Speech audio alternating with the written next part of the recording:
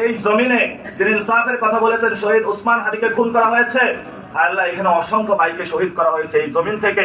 এই ঢাকা ৮ থেকে গণ অভ্যুত্থানের অগ্নিগর্ভের স্ফুলিঙ্গ এখান থেকে নির্গত হয়েছিল। আল্লাহ, আমাদের উপর অনেক দায়িত্ব দিয়েছ। আল্লাহ, আমাদেরকে দায়িত্ব যেমন দিয়েছ তেমনি ভাবে আমাদের দায়িত্ব তুমি নিয়ে নাও। আল্লাহ, তোমার উপর আমরা বিশ্বাস করি, তোমাতে ঈমান আনি। আমরা জানি তুমি আমাদের রিজিক দাতা, তুমি আমাদের পালন কর্তা, তুমি আমাদের বিচারের মালিক। আমাদের সবকিছু তোমার কাছে সুপর্দ করলাম। হায় আল্লাহ, আমরা এখানে অসহায়।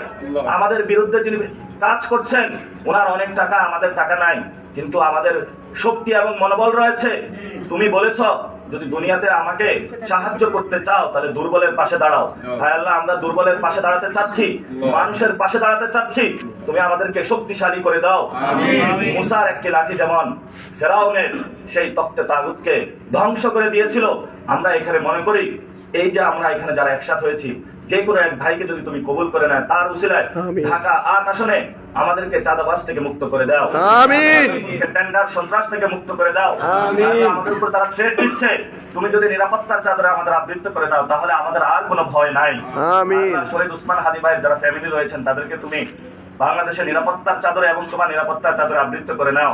আল্লাহ, ওনার মাসুম বাচ্চা যিনি তার বাবাকে এখন দেখতে পারে না, আল্লাহ উসমান হাদির যে মাসুম সন্তান, তার ওয়াইফ, তার মা যে সন্তানকে ঘুরে ফিরে ঘুমের মধ্যে আমার হাদি কই আমার হাদি কই ঘুরে ফিরে বেড়ায়, আল্লাহ তুমি তাদেরকে ধৈর্য ধারণ করার শক্তি দাও। আল্লাহ, উসমান হাদি ভাইয়ের যে ইনসাফের কথা বলেছেন সেই ইনসাফের পথে আমাদেরকে রাখো। আল্লাহ, মুক্তিযুদ্ধে যারা শহীদ হয়েছেন সাম্য মানবিক মর্যাদা এবং ন্যায় বিচারের জন্য তাদের পথে আমাদের রাখো। আল্লাহ, ৯০-তে যারা গণতান্ত্রিক আন্দোলনের জন্য শহীদ হয়েছেন তাদের পথে আমাদেরকে রাখো।